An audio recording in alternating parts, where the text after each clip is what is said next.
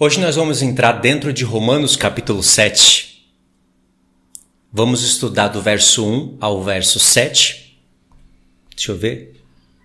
Sim, até o verso 7 nesse vídeo. Esse vídeo é o número 2. É muito importante que você assista primeiro o vídeo número 1, que é uma introdução para Romanos 7. É o estudo da carta de Romanos, que vai envolver todas as cartas de Paulo relacionadas ao ponto da lei, que envolve também conhecer graça, fé, todos esses assuntos relacionados.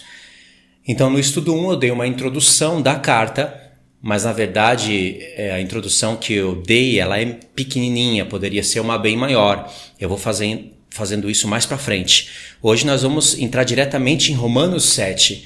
Eu sei que vai ser difícil para alguns entenderem, principalmente porque tem que ter conhecimento de toda a carta de Romanos, e como eu falei no vídeo número 1, tem que conhecer os primeiros livros da Bíblia. E mais para frente eu vou fazer um vídeo mais exato, que vai estar dentro dessa playlist, mostrando como Paulo construiu essa carta de Romanos dentro dos primeiros livros da Bíblia, e aí depois disso ele foi para os profetas. Essa carta é um evangelho, essa carta. É tremenda, só que também ela é muito torcida por seitas nos dias de hoje. A graça de Deus é corrompida, a lei de Deus é abandonada, os contextos proféticos que envolvem conhecer a história das duas casas de Israel não são conhecidos, são abandonados, e essa carta é praticamente mutilada para usarem de base, eles usam de base para fundamentar as suas religiões e crenças. Nós não estamos presos nisso, graças a Deus. Nós não estamos presos em religião. Nossa luta, nossa predisposição não é para ensinar a carta querendo defender alguma doutrina, alguma bandeira, e sim conhecer o que é de verdade a graça de Deus, misericórdia, fé, lei, alianças, promessas, e a história toda num ponto profético, porque essa carta, ela tem uma parte escatológica linda nos capítulos finais. Então, nesse vídeo aqui, nós vamos estudar Romanos 7, do 1, verso 1 ao 7, tá bom? Esqueci? A paz do Senhor para todos, que a graça de Deus esteja sobre sua vida. Vamos então. Eu vou ler aqui, irmãos, e eu vou dividir assim. No vídeo 2, nós vamos estudar de Romanos 1 ao 7, e no vídeo 3 nós vamos estudar os outros textos, Romanos 7 inteiro. Eu vou dividir para não ficar muito pesado. E eu vou tentar simplificar ao máximo a leitura. Eu sei que vai ser difícil para você entender, mas você precisa ler. Eu vou dar aqui as bases para você poder ler e compreender o pensamento, o raciocínio do apóstolo Paulo, escrevendo naquela época. E veja bem que eu li um pouquinho Romanos 2, um pouquinho de Romanos 3, alguns textos em Romanos 5, só para falar dos pontos de justificação. Lembra do vídeo número 1? Eu não li o Romanos capítulo 4 inteiro, capítulo 5, capítulo 6, que é necessário ler. O que Paulo fala aqui em Romanos 7, ele não fala sem antes explicar a história do livro da lei, e as promessas feitas a Abraão e a sua descendência em Romanos 4, por exemplo. Ele fala pontos lá do Jardim do Éden, de Adão, em Romanos 5, mostrando o contraste de um primeiro Adão para o último Adão, que é Cristo. E ele dá todas essas bases para que, quando ele chegasse em Romanos 7, as pessoas pudessem entender o que ele estava falando. E mesmo assim, o apóstolo Paulo detectou que pessoas não iriam compreender o que ele estava falando. E ainda poderiam torcer a palavra dele, tanto para o bem, tanto como uma boa intenção, como com más intenções. No caso aqui, ele previa judeus, a sinagoga de Satanás, que havia naquela época e existe na época de hoje. Ele previa que haveria esses que iriam torcer o ensino dele, e também previa que teriam pessoas que iriam torcer o ensino dele com boas intenções, mas completamente errado. Então ele previu tudo isso, e por isso que tem algumas perguntas recorrentes aqui na carta. Ele faz algumas perguntas que são perguntas que na pergunta dele você consegue ver que tem características, como é que eu posso dizer? Tendenciosas. Por exemplo, que diremos, pois? É a lei pecado? Que diremos, pois? Por exemplo, ele fala em Romanos 6 2 vezes. Deixa eu ver se eu pego aqui para ler direitinho o texto. Romanos 6, verso 1. Que diremos, pois? Permaneceremos no pecado para que seja a graça mais abundante? Que tipo de pergunta é essa? É uma pergunta tendenciosa, mas ele transformou isso em uma pergunta. Na verdade, seria uma afirmação. As pessoas iriam ler o que ele falou em Romanos 5 e iriam dizer assim: olha aí o que o apóstolo Paulo está ensinando, principalmente judaizantes. Ele está dizendo que aonde teve o pecado, a graça de Deus é abundante. Ele está querendo dizer então que é para a gente viver no pecado para que a graça de Deus seja mais abundante. É isso que essa peste está ensinando. Eu falo isso porque lá em Atos, os judeus tinham tanta raiva dele que falavam: tira essa peste, mata essa peste do mundo, tira isso, tira ele. Rangiam os dentes de raiva dele. Então ele mesmo transforma o que seria uma afirmação, uma conclusão errada do seu ensino, em uma pergunta. E logo depois ele desfaz, ele fala: de modo nenhum. Isso acontece em Romanos 3, em Romanos 6 2 vezes. Por exemplo, no verso 1 aconteceu e no verso 14 também. Olha só, verso 14 e 15. Porque o pecado não terá domínio sobre vós, pois não estáis debaixo da lei, e sim da graça. E daí? Havemos de pecar porque não estamos debaixo da lei, e sim da graça? Isso que é uma pergunta seria uma afirmação. Se no verso 14 o apóstolo Paulo fala que o pecado não terá domínio sobre o povo, porque eles não estavam debaixo da lei e sim da graça, e tem que compreender isso que ele está querendo dizer, tem que conhecer o que são obras da lei, estar debaixo da lei, e por que o estar debaixo da lei seria também estar debaixo do pecado, tem que compreender isso sem torcer a lei de Deus. Mas como tem pessoas que não iriam compreender, e de fato existem pessoas hoje que não compreendem e torcem a lei de Deus como se a lei de Deus fosse maldita, e aí Jesus veio te libertar da lei maldita do Pai, na verdade da lei maldita que ele mesmo deu no Sinai. Aí o apóstolo Paulo fala: e daí, haveremos de pecar porque não estamos debaixo da lei e sim da graça? São perguntas com as mesmas características. Em Romanos 7, isso acontece de novo, em Romanos 7, verso 7. Que diremos, pois? Ou seja, vamos concluir o quê? É a lei pecado? Porque iriam concluir que a lei de Deus é pecado. Aliás, os ministros evangélicos de hoje, só falta eles falarem isso, que a lei de Deus é pecado. Se você está livre da lei de Deus, se você está debaixo da lei, significa estar debaixo da maldição. Como está lá em Gálatas 3. Inclusive tem textos escritos assim. Todo aquele que está debaixo da lei, todo aquele que são das obras da lei, também está debaixo de maldição. Porque está escrito: maldito todo aquele, etc, etc, etc, etc. Ou seja, o apóstolo Paulo tem um raciocínio do que significa isso. Mas hoje as pessoas não compreendem, porque elas não leem o livro da lei. Elas não entendem qual é o testemunho que o tabernáculo, num todo, está dando para o povo. E corrompem. Então só faltava eles falarem que a lei de Deus é pecado e Jesus veio com a graça. Por isso que o apóstolo Paulo fala isso em Romanos 7, verso 7. De maneira que no verso 1 ele já deixou bem claro o seguinte: porventura, irmãos, ignorais, irmãos, pois falam os que conhecem a lei, que a lei tem domínio sobre o homem toda a sua vida. O apóstolo Paulo não está falando só de uma lei romana, de uma lei conjugal, de uma lei natural. Ele está falando da lei de Deus aqui o tempo todo. A prova é que ele sabia que pessoas que não conheciam a Torá, o plano da Torá, a revelação da Torá, iriam torcer o que ele estava falando e iria concluir que ele estava dizendo que a lei de Deus era pecado, como os judaizantes falsamente o acusavam. Entende isso? Então as pessoas já se perdem logo no primeiro verso.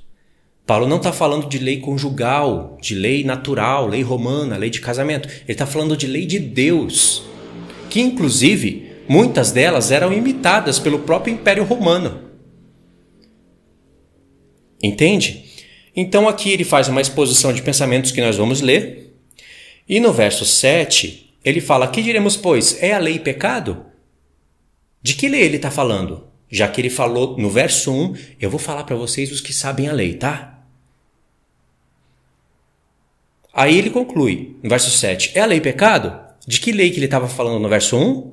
Continua a leitura aqui no verso 7. De modo nenhum, a lei não é pecado, mas eu não teria conhecido o pecado, senão por intermédio da lei. Pois não teria eu conhecido a cobiça se a lei não dissera, não cobiçarás. Pronto, nós sabemos que é da lei de Deus que ele está falando. Acontece que a palavra lei, que nós usamos como lei, no hebraico é Torá, significa instrução. E tudo que está escrito na palavra de Deus, de Gênesis a Apocalipse, é uma lei. E você vai ter que ver de qual lei que o apóstolo Paulo está falando pelo contexto. Ele está falando dos 10 mandamentos de Deus e chama de lei. Ele está falando de obras da lei. Ixi, já falou, obras da lei. Ele está falando de sacrifício pelos pecados e fala que é lei. Só que não é tudo a mesma coisa. Os 10 mandamentos não são obras da lei. Entendeu? Então você, pelo contexto, vai compreender. E eu sei de tudo isso porque eu conheço o ministério do tabernáculo. Eu sei quais são os testemunhos que o tabernáculo está dando, que Deus está dando através do tabernáculo para o povo. Foi o primeiro tabernáculo a ser edificado. Ali começam os testemunhos. Tanto é que quando o escritor de Hebreus vai ensinar outra vez as questões da lei de sumo sacerdote celeste, de dia da redenção, para o povo hebreu, ele usa o tabernáculo do testemunho o tempo todo e foca no dia da expiação. Inclusive, ele entra na Arca da Aliança, lá em Hebreus, principalmente capítulo 9, ele fala detalhes ali do santo lugar, do santo dos santos, fala da Arca da Aliança e disse que, por enquanto, ele não falaria pormenorizadamente, mas falou muita coisa e poderia ter falado mais. A Arca da Aliança é a chave para se entender isso. Em Romanos 3, que são peças que nos ajudam a compreender melhor Romanos 7, Paulo já fala que Cristo era o propiciatório. Sabe aquela tampa de ouro onde tinha 2 querubins com as asas coladas uma na outra, que fazia sombra sobre o propiciatório? Fazia parábolas, figura. E eles tinham as suas faces virada para o propiciatório, para ver o sangue derramado. Aquele era o propiciatório, de ouro puro. Fazia uma só peça com a Arca da Aliança, que era de madeira revestida de ouro. E dentro da Arca da Aliança estavam as tábuas da lei, testemunhando a dureza do coração do povo. E por isso precisaria haver dia da expiação, ainda que com sangue de animais, todo ano para o povo. Todo ano. Se você vivesse naquela época, a cada mês 7, dia 10, você tinha os seus pecados, vamos dizer, coberto. Sim, perdoados, mas não tinha punição sobre o pecado. O apóstolo Paulo fala em Romanos 3 que os pecados estavam sem punição, caiu sobre o Filho de Deus. E em Romanos 8 ele completa esse pensamento, falando que Deus no seu Filho condenou todo o pecado, porque ele é o propiciatório, é a nossa propiciação. Então, esse era o testemunho que Deus dava para o povo. O fogo do altar de bronze não poderia se apagar jamais. Aquilo era um testemunho. Testemunhava que o povo sempre estava debaixo do pecado.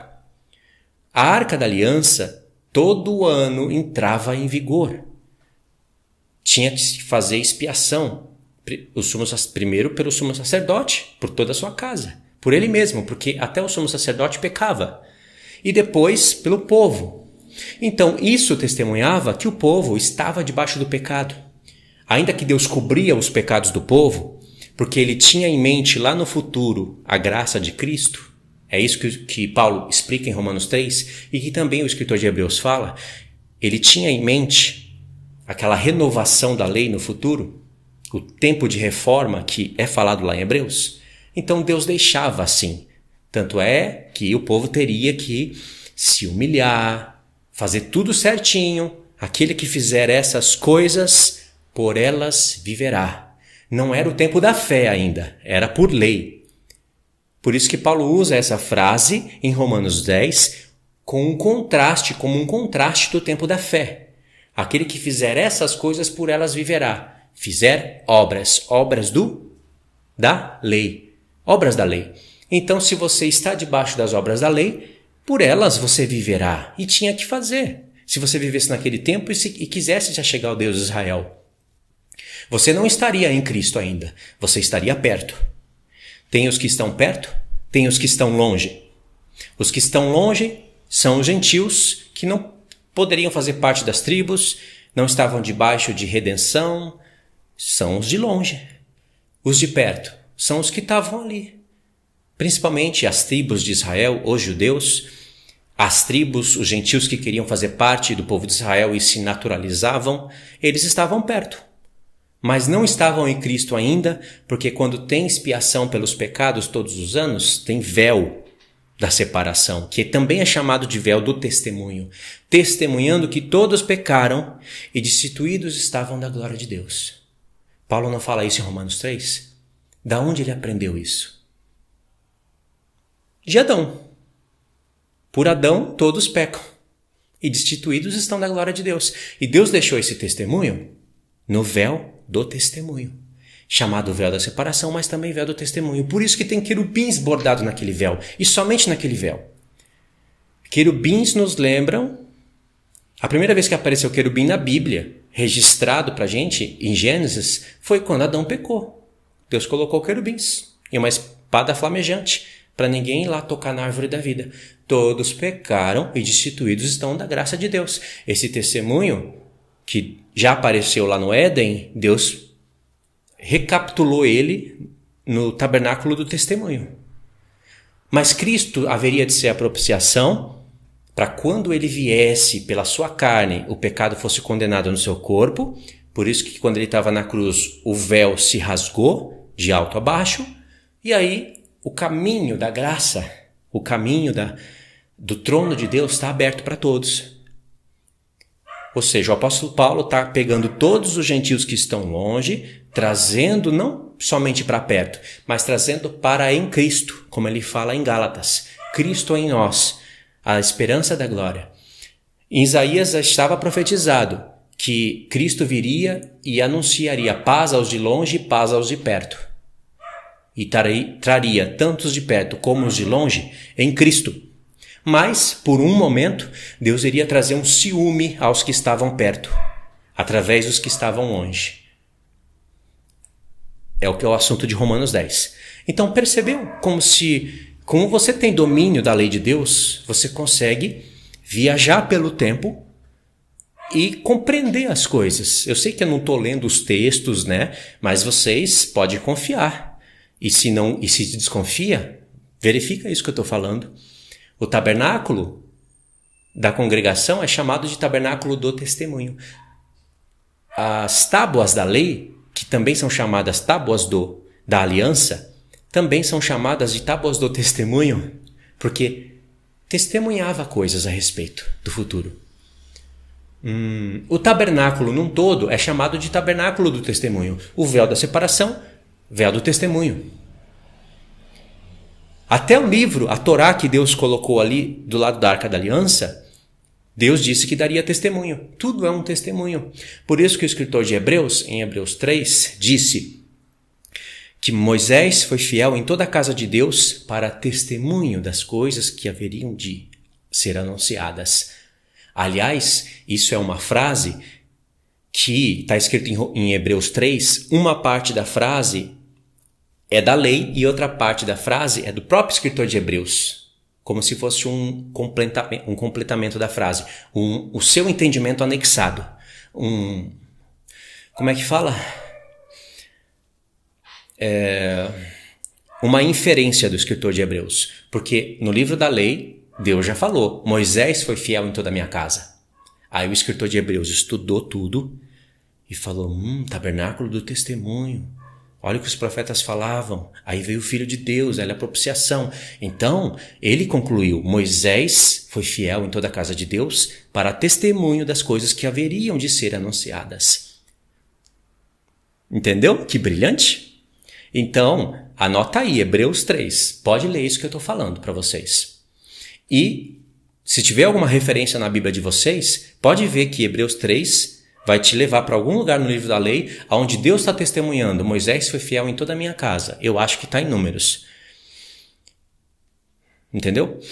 Ok, tudo isso está ali em aspectos de Romanos 3, esses aspectos estão ali em Romanos 3, Romanos 5, de maneira que o apóstolo Paulo construiu essa carta dentro dos livros, ali dos primeiros livros. Até textos que estão em Deuteronômio vão aparecer aqui no final da carta. Textos específicos. E aí o povo de Deus hoje desconhece tudo isso e quer tentar inventar com seu próprio entendimento e explicar as questões que o apóstolo Paulo está falando aqui. Tudo isso vai ficar muito mais claro no vídeo 2. Até aqui, até esse ponto do vídeo, quem conseguiu entender o que eu estou falando? Ainda que nós não lemos, quem conseguiu entender? Deixa nos comentários. Até esse ponto eu consegui entender, para eu saber. Eu sei que tem muitas pessoas que entenderam, tem outras que eu sei que tá achando difícil, falar isso tudo difícil, vou ter que assistir várias vezes, são comentários que apareceram no vídeo 1. Mas se você não lê a carta de Romanos, qual foi a última vez que você leu? E vou falar para você, você pode ler essa carta uma vez por dia. Durante uma semana dá 7 vezes. Se você não compreender as questões lá do livro da lei, você não vai compreender essa carta. Você pode ter o poder de recitar essa carta na minha frente ou na frente de qualquer pessoa. Vai ser apenas uma memorização. É bem melhor você ler essa carta uma vez na semana e gastar mais tempo buscando as referências que Paulo usa, lendo o livro da lei, conhecendo as peças que ele usa, do que você ler essa carta todo dia uma vez e memorizar ela. Entendeu? A memorização é importante, mas não adianta só memorizar. Nós podemos fazer um estudo dessa carta dentro da própria carta, mas também podemos correlacionar ela com todas as outras cartas, mas sempre tem que ter a base no livro da lei. Porque tudo foi construído do livro da lei, somando com os profetas, com salmos. Senão nós não entendemos o raciocínio do apóstolo Paulo. Agora, para ficar bem claro o que eu estou falando, vamos entrar na leitura. Romanos 7, verso 1. Porventura ignorais, irmãos, pois falo aos que conhecem a lei, que a lei tem domínio sobre o homem por toda a sua vida? Ora, a mulher casada está ligada pela lei ao marido enquanto ele vive, mas se o mesmo morrer, desobrigada ficará da lei conjugal, de sorte que será considerada adúltera se, vivendo ainda o marido, unir-se com outro homem. Porém, se morrer o marido, estará livre da lei. Olha os textos que as pessoas amam, principalmente calvinistas. E não será adúltera se contrair novas núpcias. Aí o apóstolo Paulo conclui. Ele já deixou bem claro que ele falava aos que conhecem a lei e a lei de Deus. Assim, meus irmãos, também vós morrestes relativamente à lei. E em algumas traduções vai estar escrito, morrestes para a lei. Aqui, eu estou frisando tudo palavras que os contrários à lei de Deus, que infelizmente eu tenho que falar, calvinistas são os que mais são contra a lei de Deus, os que mais deturpam o que é lei, o que é fé, o que é graça, o que é salvação. Top número 1 da linha. Depois tem católicos romanos, os próprios adventistas que engrandecem, na verdade, o sábado, não a lei de Deus. Para eles importa só o sábado. Não compreendem isso. Infelizmente, eu tenho que falar para vocês entenderem que eu entendo como as outras pessoas entendem E isso dói meus ouvidos, dói o coração de quem conhece a lei.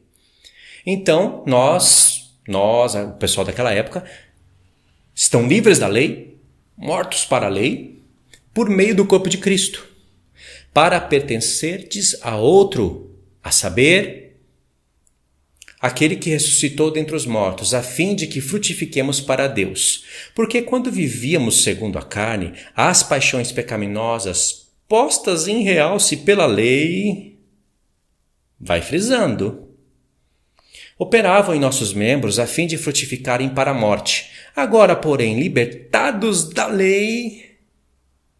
o apóstolo Paulo é um anti-lei mesmo, né?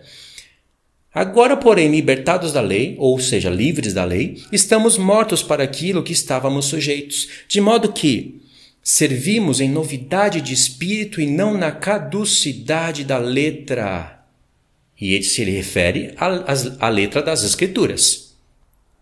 Ok, vamos fazer a soma? Olha como o apóstolo Paulo é super inteligente. Porque ele tem o Espírito de Deus nele e o Espírito de Deus prevê o futuro. Prevê tanto o presente daquela época que torciam as palavras de Paulo, tanto naquela época, como Pedro denuncia, que as pessoas liam as cartas de Paulo e torciam as palavras dele, principalmente em coisas relacionadas ao tempo do fim, mas num todo as cartas de Paulo eram torcidas. E Pedro falava isso e ele acrescentou, torcem as palavras dele junto com as demais escrituras e fazem para a sua própria perdição. Porque quando você torce o que Paulo fala, você tem que torcer também as demais escrituras. Fecha aspas. Então, o Espírito Santo previa que hoje haveria tais que torceriam as palavras de Paulo. Também, e junto com as demais escrituras. E vocês sabem de quem eu estou falando. Ou seja, vamos fazer a soma. Olha aqui na tela. Pode olhar para mim, mas olha também na tela. Livres da lei. Tá vendo? Ponto 2, aqui em cima. Mortos para a lei. Ponto 3. Paixões pecaminosas postas em realce pela lei. Ponto 4. Livres da lei. Ponto 5. Caducidade da letra. E aí? Soma tudo isso. Imagine uma pessoa com boa intenção. Boa intenção. Um gentio lá naquela época que se converteu e iria abrir ali a sua congregação, iria estudar as cartas de Paulo e ensinar para a igreja. Ele iria ler até aqui, vamos supor que não existe o verso 7. Aqui, ó, essa pergunta que vocês estão vendo, vamos supor que não existe. Ok? Vamos supor que o apóstolo Paulo fechou o assunto aqui. Eles iriam falar, irmãos, olha aí, ó, livres da lei. São Paulo está dizendo que as paixões pecaminosas são postas em realce pela lei. É a lei que realça as nossas paixões da carne. Então, no verso 6, ele está falando que nós estamos livres da lei. E que tudo isso é uma caducidade da letra. A letra mata, o espírito vivifica. Sabe o que o apóstolo Paulo está dizendo? Que a própria lei é pecado. E aí veio a graça de Deus, de Jesus, para nos libertar.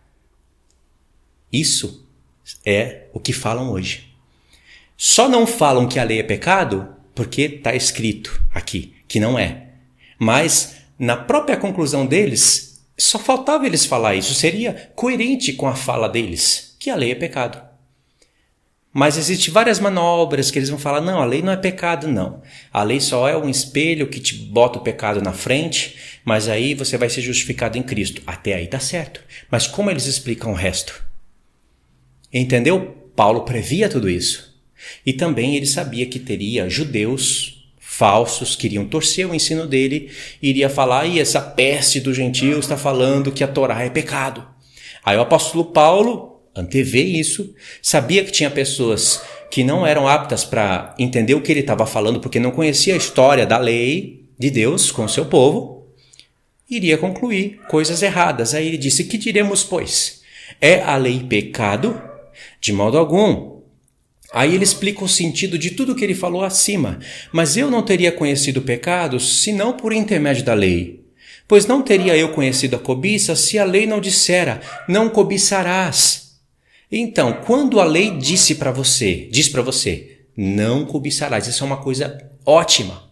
Não é para você cobiçar o que não é teu, nem a casa do teu próximo, nem a mulher do teu próximo. Isso acontece na mente. A cobiça acontece na mente. Só que antes de um roubo, antes de um adultério, antes de um pecado maior, vem o pecado da cobiça. Então a cobiça realçou, mostrou com mais clareza o que é pecado para você.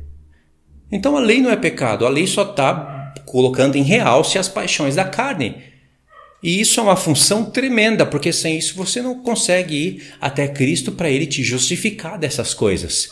Não para você viver agora nessa graça inventada, de maneira que você não precisa cumprir a lei para ser salvo. Claro que você precisa cumprir a lei para ser salvo. Tiago mesmo, o incrível apóstolo que escreveu uma carta tão pequena, completa o ensino dizendo que o homem não é salvo somente por dizer que tem fé. Demônios falam que tem fé, mas não obedecem.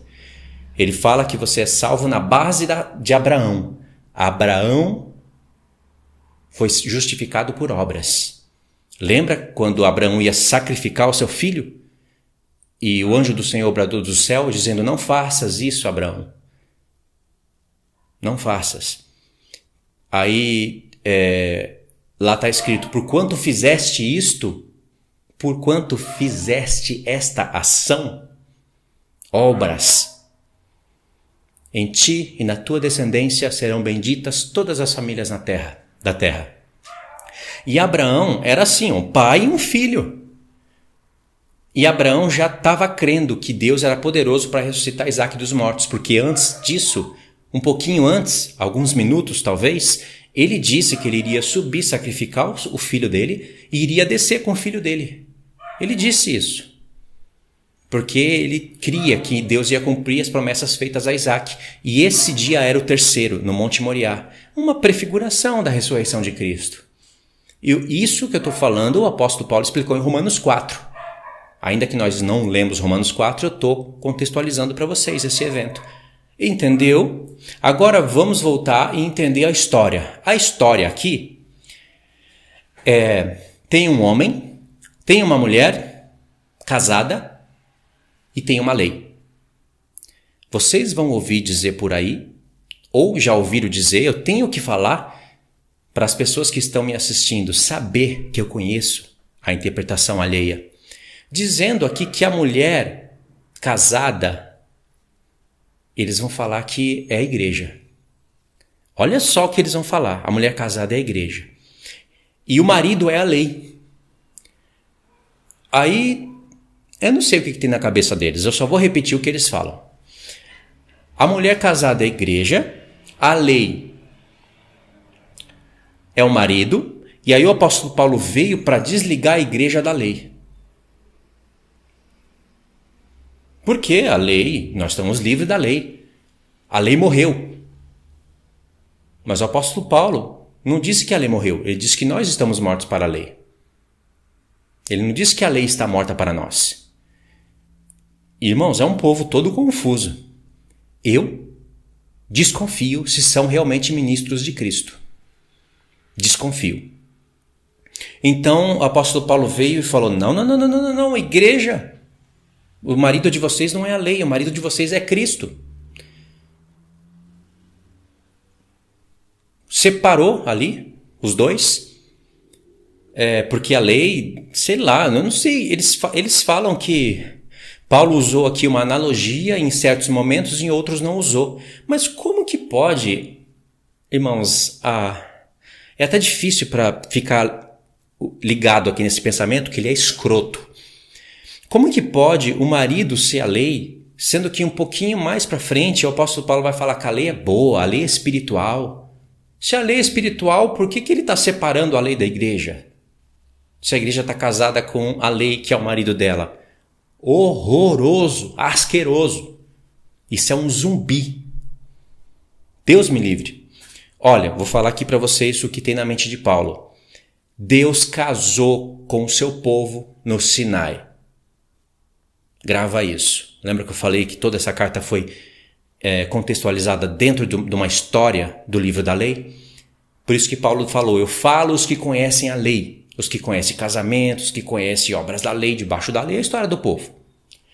Deus casou com o seu povo no Monte Sinai, 12 tribos, e abriu a porta para as nações. Falou, qualquer gentil que quisesse chegar ao Deus de Israel, pode vir e vai ser considerado como natural do povo. Não é, mas vai ser. E é uma lei para todos. Pronto, as nações, está ali aberto.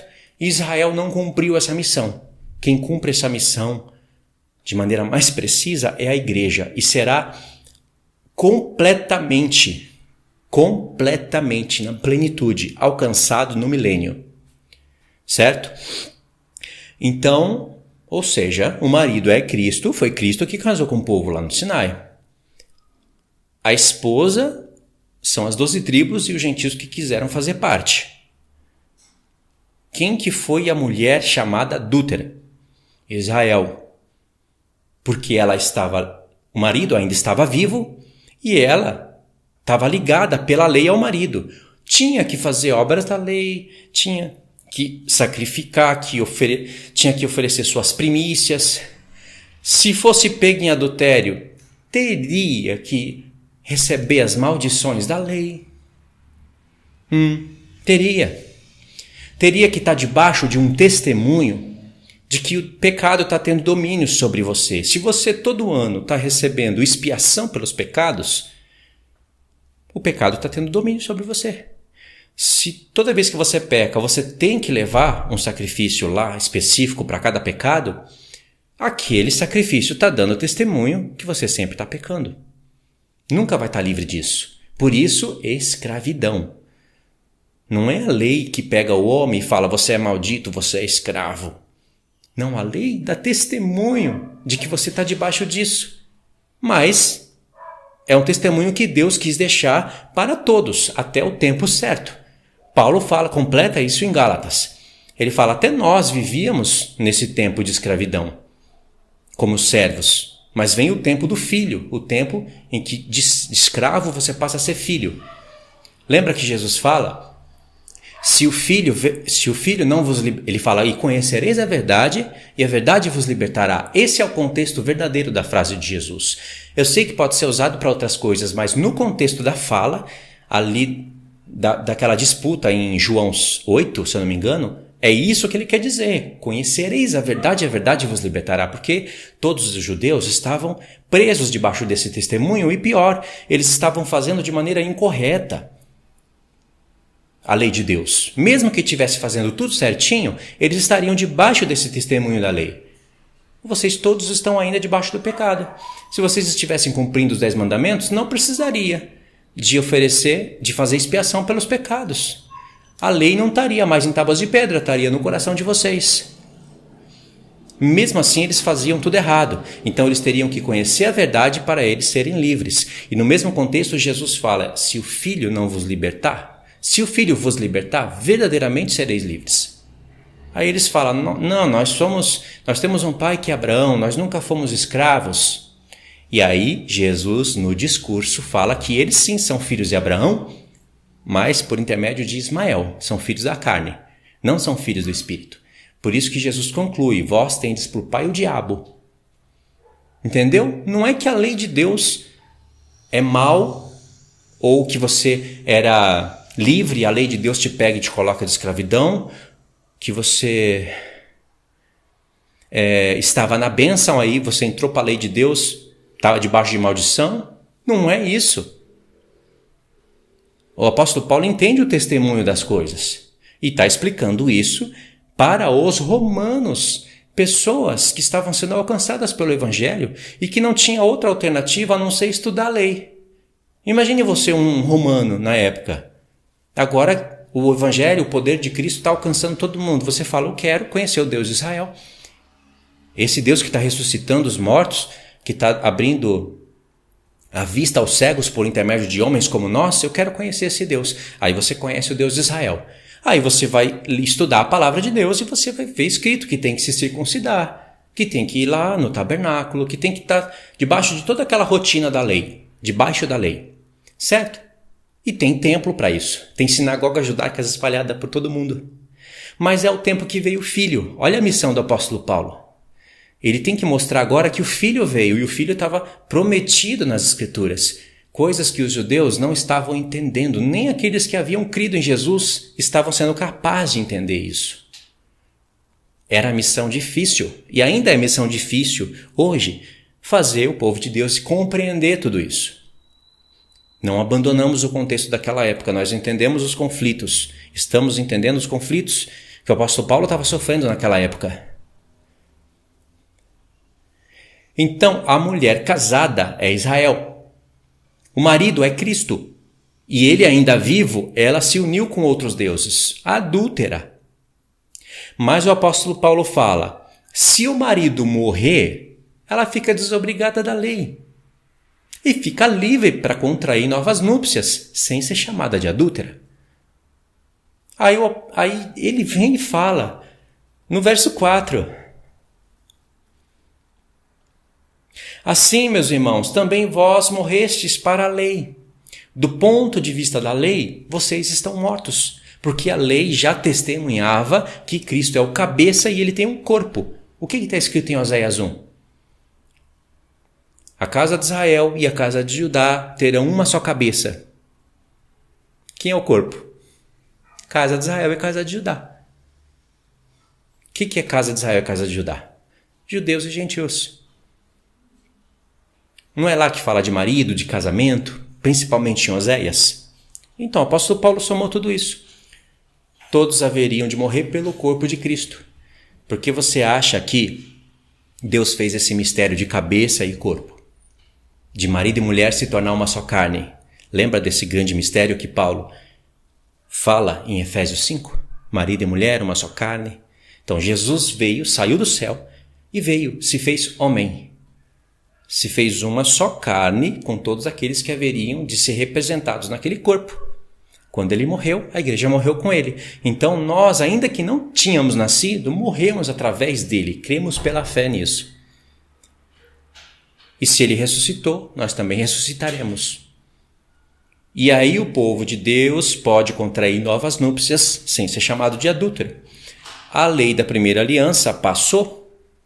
Obras da lei, debaixo da lei, isso passou. Então, isso significa vocês estão livres da lei.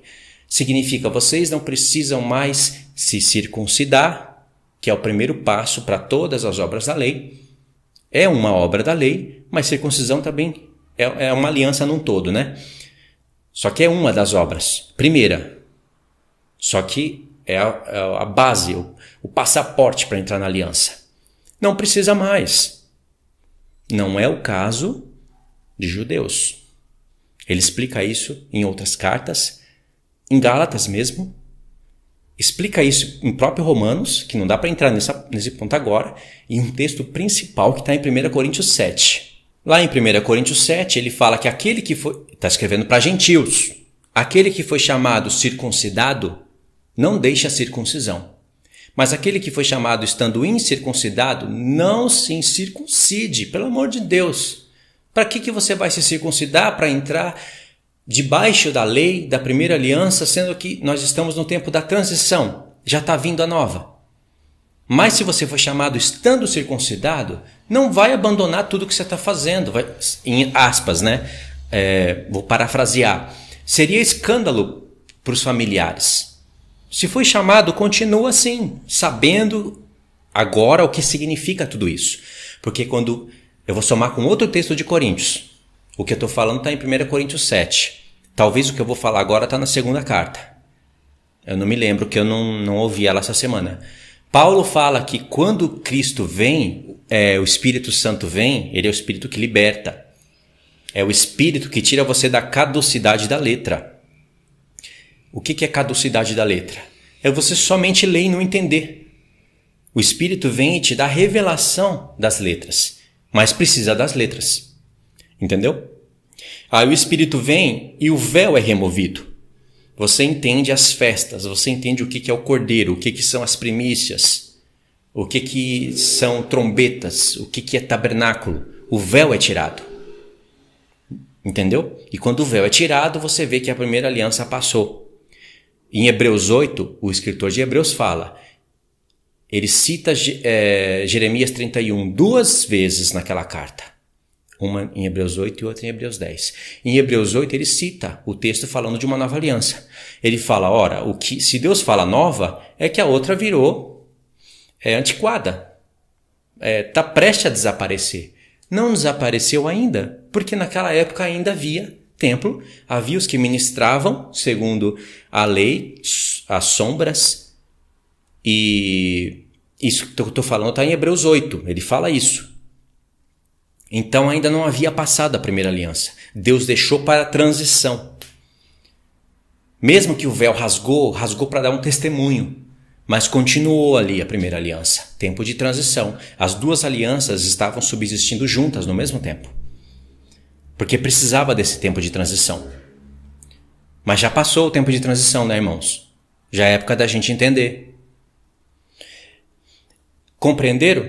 Então o apóstolo Paulo está falando tudo isso aqui. Agora vocês estão mortos para a lei. Olha, a lei já mostrava isso para vocês. Aliás, o que ele está falando aqui, ele explicou em Romanos 5 e vai explicar com mais detalhes em Romanos 7, do 8 em diante, que vai ser tema para o segundo vídeo. Em Romanos 5, o apóstolo Paulo já falou que por um homem entrou o pecado no mundo. E como todos pecam, o pecado passou a todos. Por isso que todos pecam. A morte passou a todos, né? A morte. Como todos morrem, todos pecam. Essa é o testemunho de que todos pecam, porque todos morrem. Porque segundo o que Paulo falou em Romanos 5, a morte só pode entrar através do pecado. Da onde ele tirou isso? De Gênesis. Foi o que Deus falou para Adão, né? No dia que você comer dessa árvore, você vai morrer. É uma lei. Pela transgressão da lei, entra o pecado.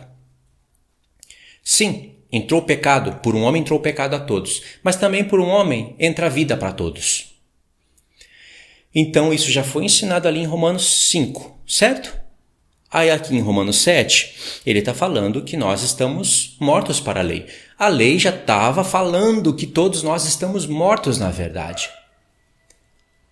Eu estou morto literalmente? Não, literalmente não. Mas eu estou em processo de envelhecimento para a morte. Mas, presta atenção, Paulo fala isso em Romanos 8. O corpo, se Cristo está em mim, o corpo está morto por causa do pecado. Uma hora ou outra eu vou morrer, se eu não for um daqueles que vai ser transfigurado vivo. Se você não for um daqueles que vai ser transfigurado vivo, porque Paulo disse que isso é um mistério. Nem todos morrerão, mas transformados serão todos. Deus tem uma lei, mas ele também um padrão, mas ele também tem uma exceção, uma quebra de padrão. Nem todos vão morrer, ainda que esses homens, em determinado tempo da vida, pecaram. Esses homens do final vão ser transfigurados, transformados vivos. Exceção, certo? Então, em Enoque também aconteceu a mesma coisa. Então, em algum momento da vida, você ou eu, nós vamos morrer. O corpo está morto por causa do pecado, mas o espírito vive por causa da justiça. O meu espírito vai viver por causa da justiça de Cristo. Isso ele está falando em Romanos 8. Vai ser tema, continuação para esse estudo. Então, a lei está te mostrando que você está morto. Ele vai explicar isso com mais detalhes aqui. Que enquanto a lei estava morta, eu vivia. Ele vai falar isso, mas revivendo o pecado, eu morri. Quando a lei veio, o pecado revive, eu tenho consciência disso e morro. Então, do ponto de vista da lei, eu estou morto. Como Paulo fala, todos estão mortos em ofensas e pecados. Nós não sabemos, mas estamos mortos. Aí a lei vem e fala, você está morto. Entendeu? Te deu consciência, te gerou a morte. Mas ela também fala, você está morto, mas pode ser pelo corpo de Cristo. Então você também vai viver. Entendeu? Não é libertador conhecer isso? Por isso que ele fala, verso 4. Assim, meus irmãos, também vós morrestes para a lei. Aqui está escrito relativamente à lei para complicar. É para a lei.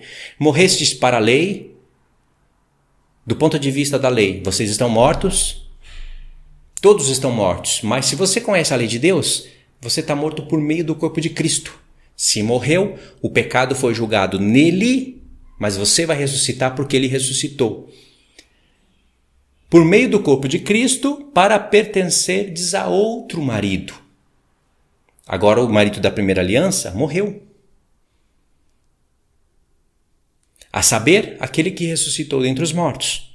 Agora ele ressuscitou, a fim de que frutifiquemos para Deus. Compreendeu? Não tem nada de coisa negativa para a lei. São os testemunhos. Verso 5. Porque quando vivíamos segundo a carne, as paixões pecaminosas postas em realce pela lei operavam em nossos membros a fim de frutificarem para a morte.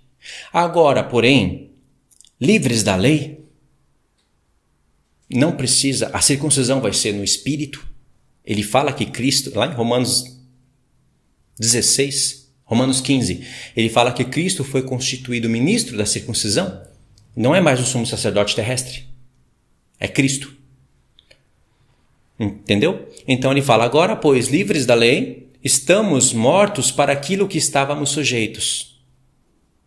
Você morreu para tudo aquilo. Você está vivo agora para Cristo. Deus elevou o nível de tudo através da nova aliança. De modo que, aqui continua no topo, de modo que servimos em novidade de espírito e não na caducidade da letra.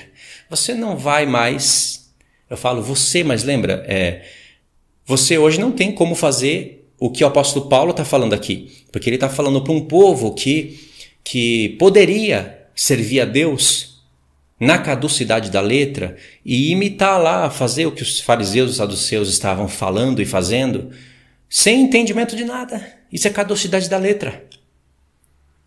Isaías já sabia o que significava sacrifício pelos pecados. Isaías. Ele testemunha isso em todo o livro, mas principalmente em Isaías 53. Ele já fala que o Messias era o Cordeiro. O Messias era a expiação.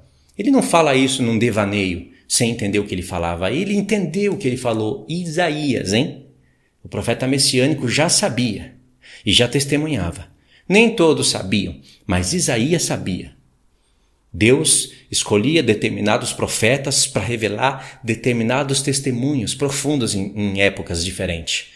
E aí hoje nós temos a soma de todos eles. Não pensa que Davi e Isaías não sabia, fazia aquele sacrifício lá sem saber que era o Messias no futuro. Eles sabiam. Nem todos sabiam, mas esses profetas sabiam. Então, se você faz todas as coisas da lei sem meditar no que Deus está falando, você está na caducidade da letra.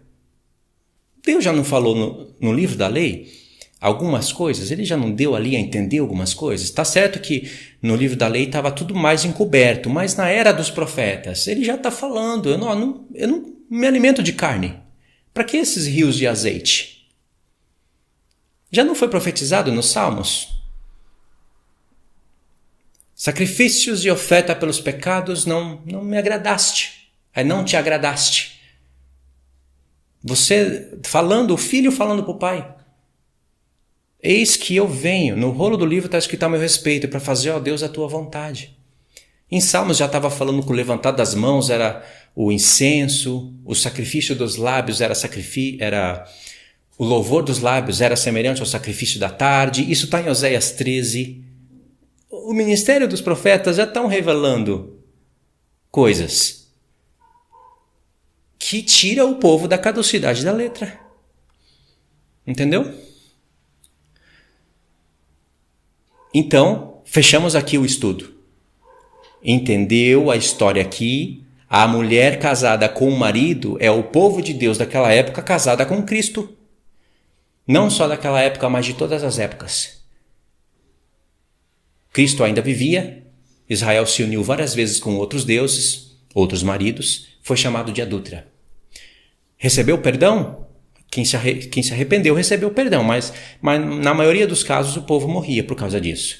Era cativeiro, era perseguição, era morte, tinha tempos mais graves da ira de Deus, tempos menos graves, mas Israel sempre viveu assim. Aí Cristo vem, se faz carne, morre o marido, a igreja também morre com ele, Cristo vem e estabelece uma nova aliança, ele fez isso no dia da Páscoa, esse é o cálice da nova aliança, esse é o meu corpo, não é? Com o pão e com o vinho.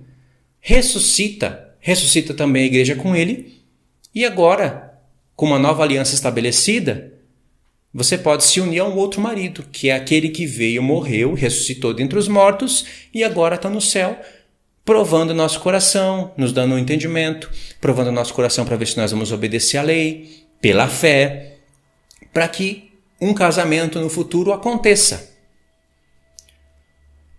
Fechou aqui? Então o marido é Cristo. A lei é a lei da primeira aliança, da qual agora você está livre. Ela te mostrou tudo. O que é pecado, agora você vai em Cristo, ele te perdoa, mas agora ele te devolve a lei na mente. E fala, pratica. Ele te devolve a lei no coração. Tirou das tábuas de pedra, anulou aquele testemunho, tirou o véu da separação. O céu está livre para você em tempo determinado, né? Vai estar livre para nós, mas está aí, pratica a lei. Para ser salvo.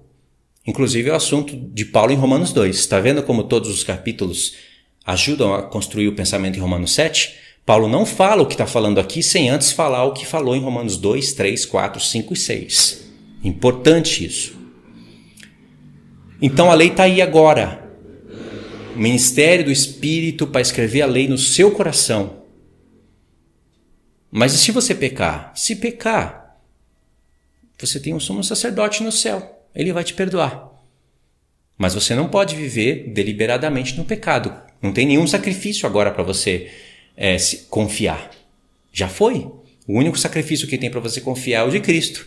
Que ele perdoou a transgressão da lei, te deu entendimento para que agora você pratique a lei. Faça as obras. O que ele fez, ninguém podia fazer. Deus não ia aceitar nenhum sacrifício, a não ser o do filho dele. Já fez? O filho dele fez?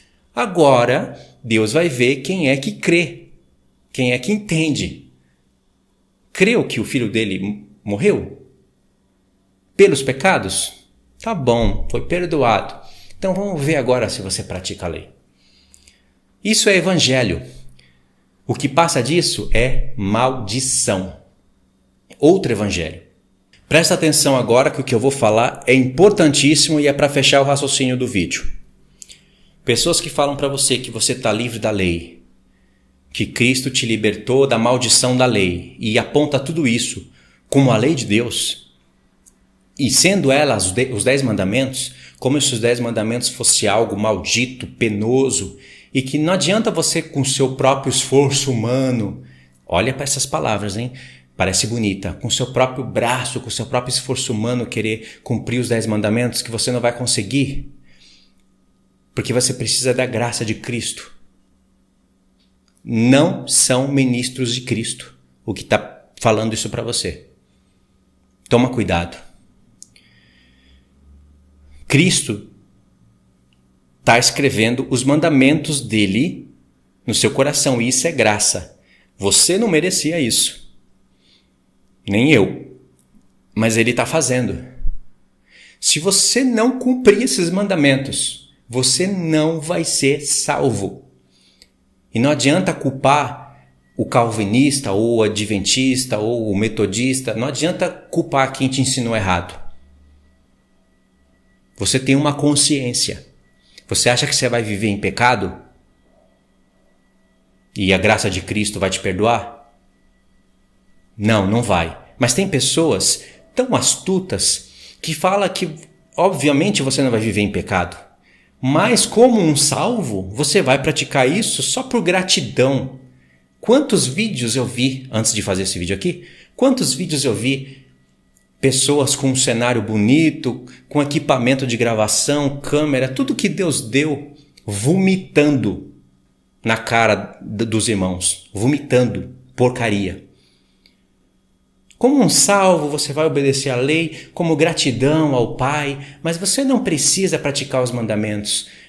Você pratica porque é um salvo, mas não, você não pratica para ser salvo.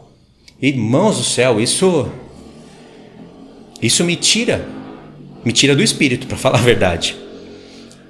Porque dá vontade chegar lá, sabe, meter o pé na câmera, desligar aquelas luzes, quebrar tudo e falar, para tudo, vai estudar a palavra de Deus. Desfaz esse canal, desfaz esse lixo. Está ministrando cocô na cabeça das pessoas. Tem que ministrar a lei de Deus, fazer as pessoas entenderem. Se você não andar na lei de Deus, você não tem fé. Que devaneio é esse? Principalmente quando vem um calvinista com um evangelho porco e imundo na sua cabeça, falando que você já foi salvo antes da fundação do mundo. Presta atenção, que é misturando verdade com mentiras. Que você já foi salvo antes da fundação do mundo. Ele não sabe se você foi salvo, já começou mentindo. Ele mesmo fala que Jesus não morreu por todos. Como é que ele sabe que você foi salvo? Entendeu? Você foi salvo antes da fundação do mundo e agora você pratica a lei de Deus só como um filho obediente. Mas você é salvo nem é pela graça, é pela eleição incondicional. Sabe aquela porcaria toda?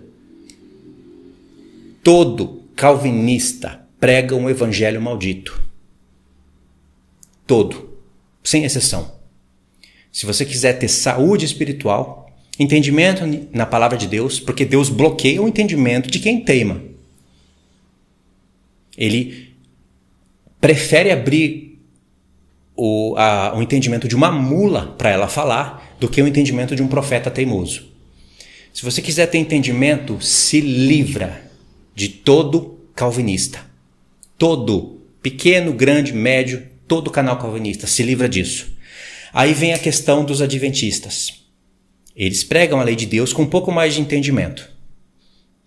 Eles separam os 10 mandamentos de todas as coisas, as outras coisas da lei, e isso não está errado, está certo. Eles chamam de lei moral e lei cerimonial. Num contexto geral é válido, mas eles focam só no sábado. E aí confunde a cabeça das pessoas. Confunde. A questão do sábado tem que ser resolvida? Tem que ser resolvida. Porque está nas mesmas tábuas de pedra. E eles falam que a lei foi escrita em tábuas de pedra. Já começa por aí. As leis foram escritas em tábuas de pedra para mostrar a eternidade da lei. Já errou aí? Ou seja, já não conhece nada do livro da lei. A lei foi escrita em tábuas de pedra para mostrar a dureza do coração do povo. Se tem leis escritas em tábuas de pedra, elas podem ser quebradas, como Moisés fez, testemunhando a dureza do coração do povo quando ele desceu do Sinai e viu o povo que casou com Deus, que falou com a sua boca que iria ouvir e obedecer tudo e estava adorando o bezerro de ouro, falando: esse daí nos libertou da terra do Egito, e se prostituindo e fazendo um monte de porcaria. Moisés, furioso, quebrou as tábuas da lei. Eles falam que Moisés se descontrolou, aí quebrou as tábuas da lei num momento de fúria, mas Deus fez outra para mostrar que a lei era eterna. Tudo errado. Moisés estava mostrando para o povo que se eles realmente obedecessem à voz de Deus, não estariam ali adulterando, pecando e chamando um bezerro de ouro. Eles não ouviram Deus falar? Ouve, ó Israel, o teu Deus é o único Deus, não terás outros deuses além de mim? Não farás imagem de escultura? Eles não ouviram? Pouco tempo depois eles fizeram tudo errado. Moisés quebrou, querendo dizer, se a lei tivesse na mente de vocês, ela não estaria quebrada. Mas Deus deu testemunho, fez Moisés subir de novo no monte, ficar mais 40 dias. Deus deu uma nova lei. E essa lei foi parar em tábuas de pedra, já estava, foi parar dentro de uma arca da aliança com propiciatório, e aí vem as obras da lei. Tudo isso está escrito no livro da lei.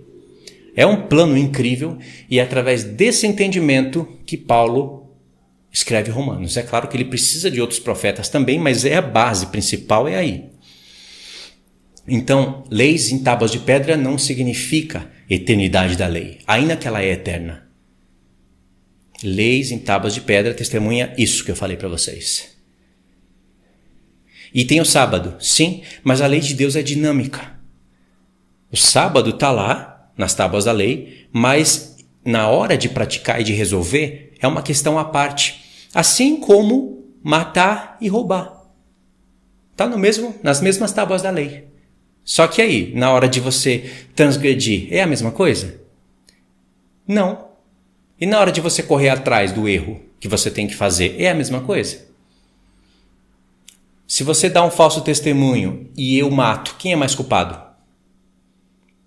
Se você rouba e eu adultero, quem é mais culpado? Eu sou mais culpado.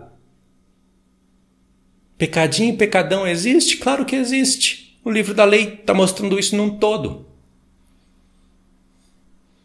Jesus não fala de um sendo chicoteado poucos e outro sendo chicoteado muito.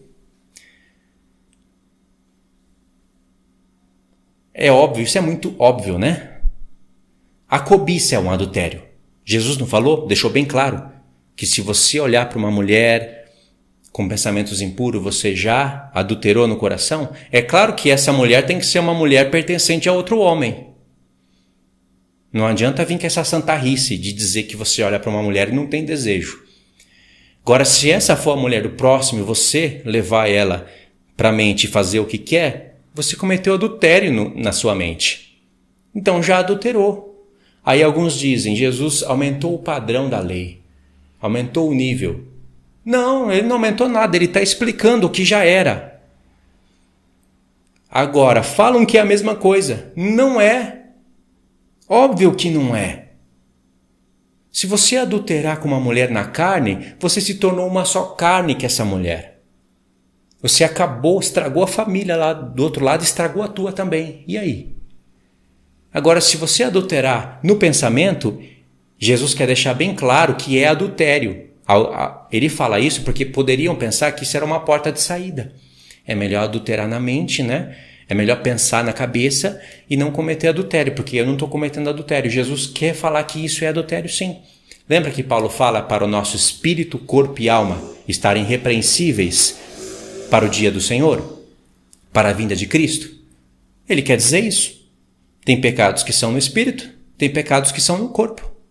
Paulo não fala em Coríntios, o homem que se une a uma só prostituta, o homem que se une a uma prostituta, torna-se uma só carne com ela. Porque estava escrito, e serão ambos uma só carne. E aí ele fala, olha, aquele que faz isso peca contra o seu próprio corpo, que é santuário de Deus. Tá vendo? É diferente. Irmãos, isso nem precisaria estar explicando isso com tantos detalhes assim, porque é óbvio. Mas aí vem gente sem conhecimento e começa a misturar tudo. Fala que não existe pecadinho e pecadão, errou. Fala que pecar na mente, adulterar na mente e é adultério do mesmo jeito, não é. Tanto é que se eu adulterar com uma mulher casada, se eu for tentado, às vezes a mulher casada, ela é uma ímpia. Ela é casada, mas se veste como uma ímpia. E eu sou tentado pela maneira como ela se veste.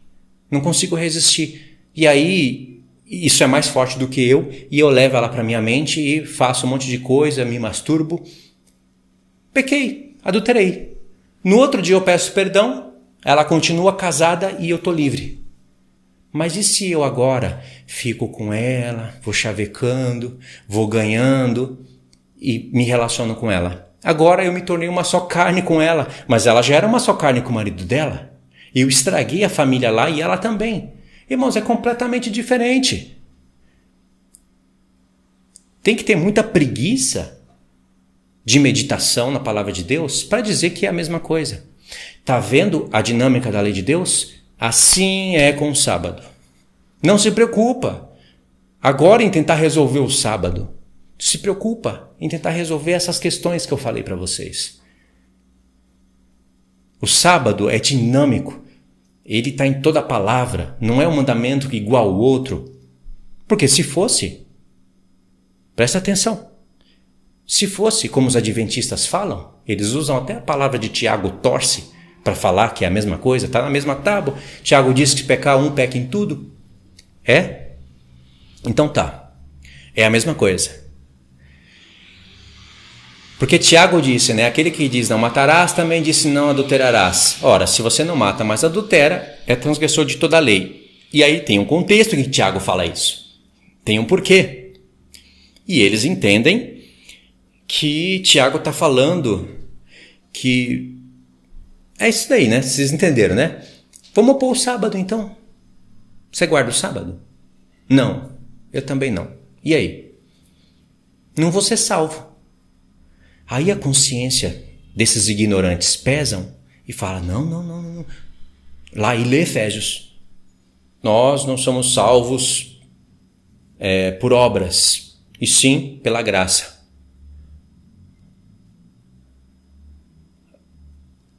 Você consegue compreender uma tolice dessa? Tá bom, então eu vou adulterar. Vou adulterar e vou ler Efésios. Não sou salvo pela lei, e sim pela graça. Não, mas você vai adulterar? Ué, mas o adultério está no mesmo lugar que o sábado. É a mesma coisa. Eu vou roubar. Você disse para mim que se eu não guardar o sábado, eu ainda vou ser salvo. Se você disse, estou falando para o adventista, e você disse que o sábado está na mesma tábua da lei, e Tiago disse que fizer um, não fizer o outro, que fizer... Então é tudo a mesma coisa. Eu vou adulterar. Mas eu creio em Cristo, só que eu vou adulterar. Tá vendo como esse povo é tolo? Eles mesmos se contradizem. Logo, não é a mesma coisa, só porque está nas mesmas tábuas, no mesmo conjunto. Entendeu? É fácil, bate um papo com o adventista e você cata ele nisso. Então, o sábado é um assunto profundo, dinâmico, tremendo. Eu tenho o meu jeito de entender essas questões. Uma hora ou outra eu explico isso, mas primeiro entenda as bases, entendeu? É uma escada.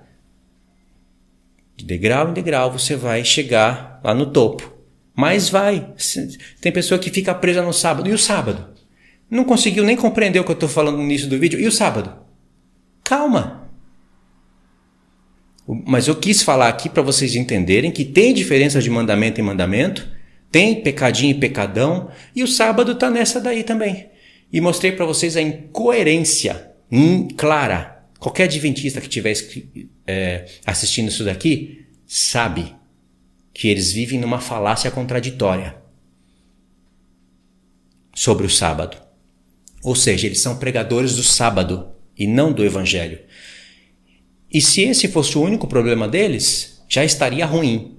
O problema é que eles torcem 70 semanas, 2.300 tardes e manhãs, inventa juízo investigatório. E vou parar por aqui, senão a lista fica grande. Tá certo, irmãos? Então, cuidado com essas duas seitas, calvinismo e adventismo. Em primeiro lugar, porque esses que tomam o nome de evangélicos, de reformantes, de reforma, esses então que se dizem ministros, toma cuidado com essas duas seitas, se afasta das duas. Eu sei, não precisa ficar falando aqui de Edir Macedo, desses homens que é claro que são ministros de Satanás, é claro. De catolicismo romano, de Maria, isso é muito claro. O difícil é você compreender esses daqui, esses que estão aí na mídia, né, de renomes, torcendo a palavra de Deus, torcendo tudo.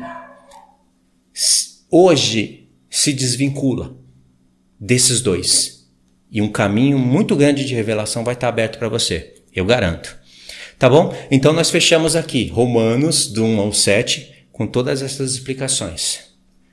Eu acredito que deu para entender. Vamos lá, vou ler o comentário, deixa os comentários e na continuação nós vamos estudar Romanos 7 ainda, mais os próximos versos. E é claro que eu vou relacionar um com o outro, mas a parte mais pesada foi agora. Os primeiros 7 versos é o que nos ajudam a entender todo o restante. Tá bom? Então é isso daí. Fiquem todos na paz. Deus abençoe.